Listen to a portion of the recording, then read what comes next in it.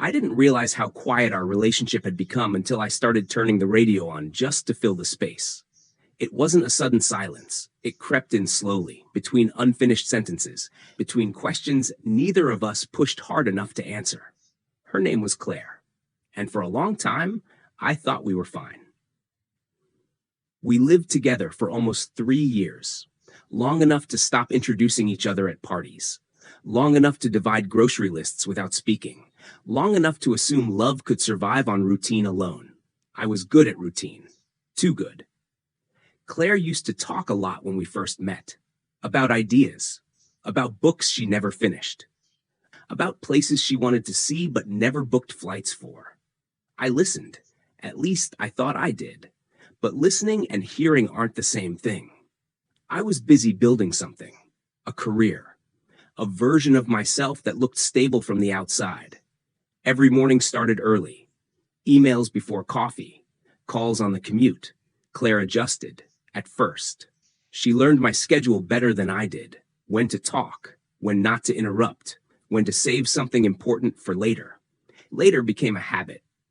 I remember one night clearly. She was sitting on the edge of the couch, knees pulled in, remote untouched. I stood in the doorway, jacket still on. She said, "Can we talk?" And I said, "Of course." But my eyes stayed on my phone. She hesitated. That hesitation mattered more than anything she could have said. "I'll wait," she replied. I didn't notice the way her voice changed. I thought patience was understanding. Weeks passed like that. Then months. We still laughed sometimes, still slept next to each other, still showed up in photos as proof we existed. But something underneath had shifted. I just didn't know what it was yet. Claire stopped asking questions. That should have scared me. Instead, I felt relieved. No pressure, no expectations, no emotional maintenance. I told myself this was what maturity looked like. One evening, she came home late. Later than usual. She dropped her bag by the door and stood there, unmoving. I asked how her day was. She said fine. Not flat. Not angry. Final. That night, she didn't turn toward me in bed. She stared at the wall. I stared at the ceiling. We were both awake. Neither of us spoke. I remember thinking, this will pass. That thought would follow me longer than I expected. A few days later, she suggested dinner out. Not casually, intentionally. That should have been my first real warning. At the restaurant, she barely touched her food. She asked me about work, listened politely. Then she said, "Do you ever feel like you're living next to me instead of with me?" The question landed softly. Too softly. I laughed. Not because it was funny, because laughter buys time. "Of course not," I said. "We're just busy. It's normal." She nodded. That nod was different. "I don't want normal," she said quietly. I told her things would slow down soon. After this project, after this quarter, after things stabilized. She didn't argue. That scared me more than if she had.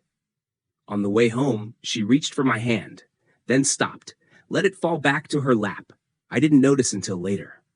That night, she slept early. I stayed up working.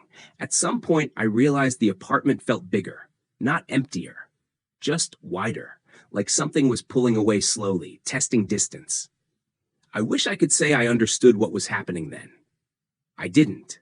I thought love was resilient enough to wait. I thought silence meant peace. I thought if nothing was breaking, nothing was wrong. I was wrong. I just didn't know how wrong yet. Because there's a moment, not when someone leaves, but when they stop reaching. And once that moment passes, everything else is just logistics. I didn't know it then, noticing the changes only after they stopped being subtle. Claire stopped reminding me of things, not just errands or appointments, but moments. Birthdays of people we used to care about, movies we talked about seeing, conversations we said we'd finish later. Later never came. She used to ask how my meetings went. Then she stopped. Not because she lost interest, because she stopped expecting answers. I mistook that for peace. One Saturday morning, I woke up to an empty apartment. No note, no text, just the sound of the fridge humming and the city already awake. She came back around noon with groceries. I asked where she'd been. She said, out. That was new. I wanted to ask more. I didn't. I told myself independence was healthy. I told myself not everything needed explanation. But something had shifted. The balance of effort wasn't shared anymore. She still did things for us, just less. Less often. Less automatically. We stopped planning. We reacted instead. Dinner became whatever was easiest. Weekends became something to survive, not enjoy. One night, she asked if I could leave my phone in the other room, just for dinner. I said yes, then picked it up twice without realizing. She didn't say anything. She just watched. Later that night, she said, "I don't think you see me anymore." I responded with solutions, time management, boundaries, efficiency. She wasn't asking for optimization. She was asking for presence. A week later, she went to visit her sister, just for a few days. The apartment felt different while she was gone. Not lonely, calm. That should have unsettled me. It didn't. When she came back, she looked rested, clearer. That scared me. We argued for the first time in months. Not loudly, carefully. She told me she felt like a supporting character in my life. I told her she was exaggerating. She asked when the last time was that I'd chosen her without calculation.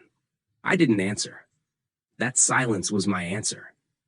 I started doing more, on the surface. Flowers, dinner reservations, texts during the day. She noticed and thanked me. But something was off. "You don't have to perform," she said. That word stayed with me. Perform. I realized then that effort, when it comes too late, feels transactional. Like you're paying a debt instead of building something. She started spending more time out, long walks, gym sessions that stretched longer, coffee with people I didn't know. One evening, she came home and said, "I think we need to talk." Those words finally sounded dangerous. She sat across from me, hands folded. "I'm not angry," she said. "I'm tired." That was worse. She told me she'd been grieving the relationship while still in it, that she'd lowered her expectations so slowly I never noticed, that she didn't want to beg anymore. I asked if she was leaving. She said, "I don't know yet." That answer carried weight. That night, I couldn't sleep. Not because of fear, because something I'd relied on quietly, her staying, was no longer guaranteed. I realized something unsettling. I'd been assuming permanence. She'd been waiting for proof. And now, we were both standing in the space between those two things. I didn't know how to fix it. I only knew this wasn't a phase. That surprised me. I always thought endings were loud. Ours was careful. Claire waited until a Tuesday. No significance, no symbolism, just a day when we were both home early. She sat across from me at the kitchen table, the same place where we used to plan trips we never took. "I'm moving out," she said, not trembling, not rehearsed, decided. I asked when. She said, "This weekend." I nodded. That nod again. I wanted to say something meaningful, something that would stop time, but meaning doesn't arrive on command. It arrives when it's already too late. She explained her reasons slowly, not to convince me, to release herself. She said she didn't feel chosen anymore, that she'd been living in anticipation, not presence. That loving me had started to feel like waiting in line for something that never opened. I told her I loved her. She didn't doubt that. "That's not the problem," she said. The days that followed were quiet. We coexisted gently, dividing books, labeling boxes, moving around each other with an awkward politeness usually reserved for strangers. On her last night, we sat on the couch.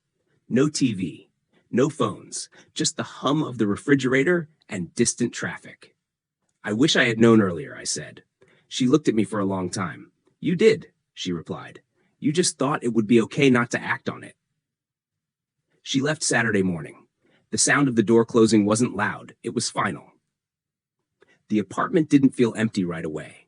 It felt unfinished, like a sentence cut off mid-thought.